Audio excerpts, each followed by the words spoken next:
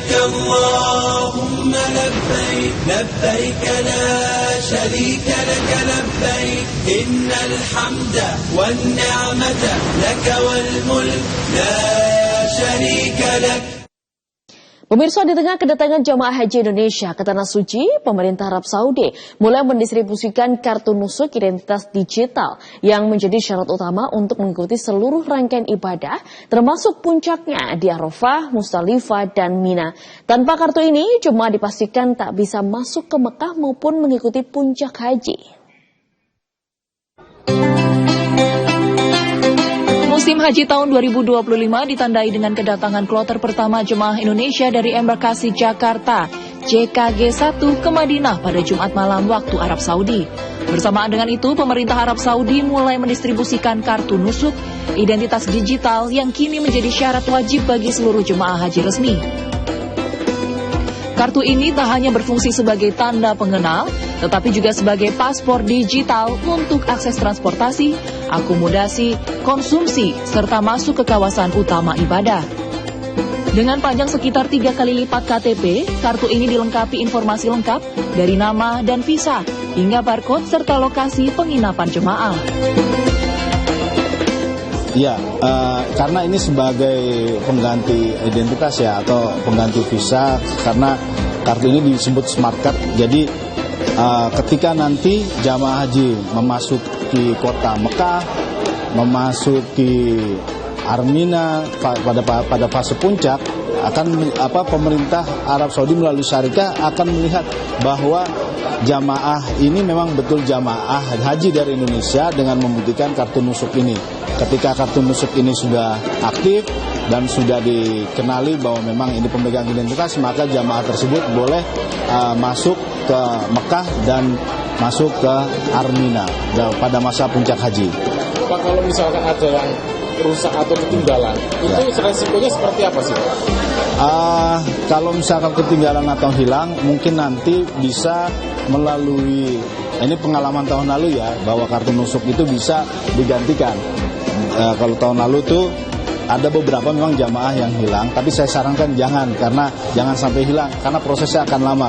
Jadi kita melapor lagi ke syarikat nanti meminta izin untuk mengeluarkan terbitnya kartu ini.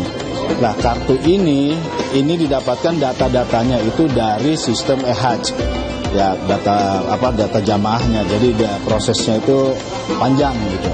Nah, kemungkinan kalau misalkan hilang ya akan menunggu lagi dan prosesnya panjang. Jadi diusahakan untuk tetap dijaga kemana-mana, bahkan keluar hotel itu harus dengan kartu ini. Proses distribusi kini dilakukan langsung oleh syarikah di hotel tempat jemaah menginap. Setiap penerimaan kartu didokumentasikan secara digital. Menurut Duta Besar RI untuk Arab Saudi, Abdul Aziz Ahmad, sistem ini dibuat untuk menertibkan pelaksanaan haji dan menghindari jemaah ilegal. Hingga Jumat malam, kartu nusuk telah tersedia dan siap dibagikan bertahap ke seluruh jemaah Indonesia sesuai jadwal kedatangan masing-masing kloter. Para petugas haji diminta memastikan tak ada jemaah yang luput dari pendataan, sebab tanpa kartu nusuk, jemaah tidak akan bisa menunaikan puncak ibadah di Tanah Suci.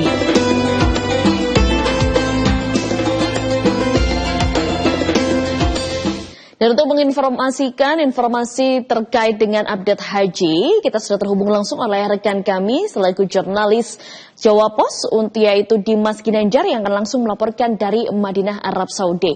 Halo Dimas, selamat petang. Ya, selamat petang, Nola. Baik, ini Mas, selamat petang. Kita mau kasih informasinya terkait dengan kondisi atau persiapan terkini di catering di Arab Saudi atau di Madinah khusus untuk masyarakat Indonesia atau jamaah haji Indonesia. Bagaimana persiapannya, Dimas? Iya, betul. Jadi persiapan catering sendiri dilakukan setiap harinya, ada 3 kali proses memasaknya. Jadi dibagi antara pagi hari, siang hari, lalu juga malam hari. Proses memasak sendiri membutuhkan waktu sekitar 5 jam sebelum dibagikan. Jadi kalau misalkan itu untuk makan pagi, sekitar jam 7 pagi, berarti proses masak dilakukan pada dini hari. Lalu mulai di packing sekitar jam 2 atau jam 3 pagi, untuk setelahnya didistribusikan ke hotel-hotel tempat jemaah Indonesia tinggal. Oke. Lalu terkait dengan logistik sendiri, Dimas, untuk pengantarannya bagaimana? Apakah ada kesulitan atau bagaimana, Dimas? Iya, sejauh ini masih lancar semuanya, jadi tidak ada kendala. Bahkan untuk makanan semuanya sudah siap sebelum waktu yang ditentukan untuk makan masing-masing itu. Tetapi yang paling penting adalah untuk memastikan agar makanan itu tidak disimpan terlalu lama, karena masing-masing memiliki kadaluarsa sekitar 2-3 jam pada umumnya. Jadi sebenarnya pilihan terbaiknya adalah memakan makanan itu atau dimakan sedikit lalu dibuang seperti itu, karena kalau disimpan khawatirnya melebihi waktu itu justru makanannya sudah basi dan bisa menimbulkan masalah kesehatan bagi jemaah haji. Oke, masih dari dapur raksasa bagi calon jemaah haji di Madinah yang yaitu warga negara Indonesia. Kalau untuk menu-menunya sendiri, Dimas, apakah ada menu tersendiri yang berbeda dari jemaah dari negara lainnya untuk jemaah Indonesia, Dimas? Iya, betul. Untuk jamaah Indonesia sendiri memang sudah dipastikan oleh Kementerian Agama dan pemerintah Indonesia bahwa makanannya pasti akan makanan yang memiliki cita rasa Indonesia. Itulah kenapa bahkan untuk bumbu-bumbunya itu diambilkan langsung dari Indonesia, dikirim langsung dari Indonesia. Nah, dari pengalaman saya bubur catering itu, komposisinya sekitar 90% adalah bumbu lokal, sisanya 10%-nya baru bumbu-bumbu yang ada lokal dari Arab Saudi.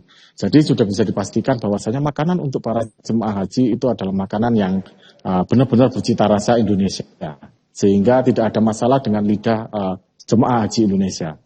Oke, saya juga melihat di liputan video yang ditampilkan juga untuk keterlibatan para pekerja di sana, apakah termasuk warga lokal Arab Saudi atau memang ada warga lokal negara Indonesia sendiri, Mas, yang ikut turut membantu mempersiapkan catering untuk jemaah haji Indonesia, Dimas? Iya, nah ini menariknya karena makanannya sendiri adalah makanan bercita rasa Indonesia, termasuk bumbunya juga dari Indonesia, maka chefnya atau pimpinannya itu juga dari orang Indonesia, Nola.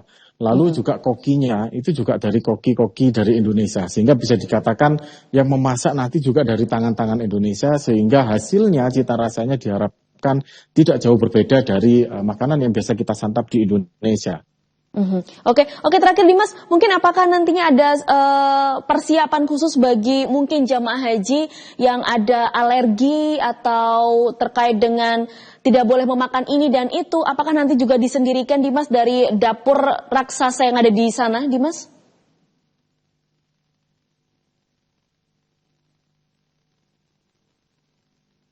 Halo, Dimas? Bisa dengar suara saya? Oke, baik pemirsa. Yang membutuhkan makanan-makanan khusus, nggak hanya soal alergi, tapi juga termasuk juga yang misalkan membutuhkan nasi yang lebih lembek misalkan, itu juga bisa di-request. Yang penting jemaah hajinya menyampaikan kepada petugas, terutama untuk bagian dari konsumsi sendiri, untuk bisa disampaikan ke dapur cateringnya, seperti itu. Oke, baik Dimas, terima kasih atas segala laporannya. Kita masih akan terus menunggu informasi terupdate terkini seputar update haji 2025 dan selamat bertugas kembali. Nah, kita akan langsung menyampaikan informasi selanjutnya, pemirsa, yaitu dari Presiden Prabowo Subianto yang bersama jajarannya berkomitmen terus memberikan pelayanan terbaik untuk para jemaah atau calon haji dan umroh Indonesia. Kepala negara bahkan mengarahkan otoritas terkait untuk menurunkan nominal biaya haji Indonesia menjadi lebih murah. Presiden Prabowo Subianto menggambarkan besarnya rombongan ibadah haji dan umroh asal Indonesia yang berangkat ke Tanah Suci. Indonesia adalah penyumbang jemaah haji dan umroh terbesar di dunia. Oleh karena itu, pemerintah akan berusaha sekeras tenaga untuk memberi pelayanan terbaik dan juga berjuang untuk menurunkan biaya haji lebih murah. Hal ini disampaikan Presiden Prabowo saat meresmikan Terminal 2F khusus haji dan umroh, serta melepas rombongan jemaah haji kloter 9 dan 10 di Bandara Soekarno-Hatta.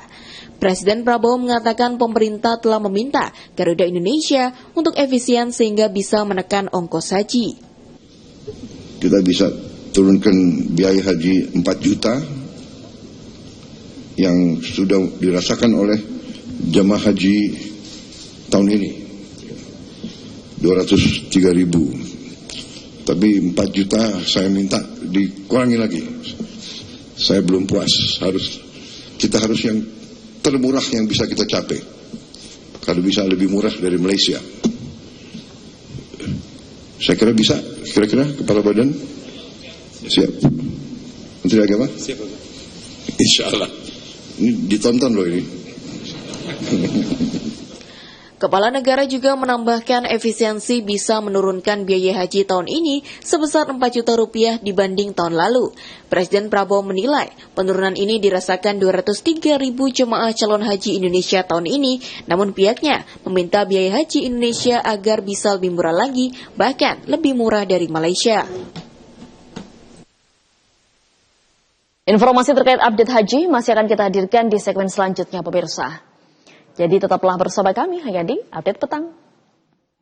لبيك اللهم لبيك لبيك لا شريك لك لبيك إن الحمد والنعمة لك والملك لا شريك لك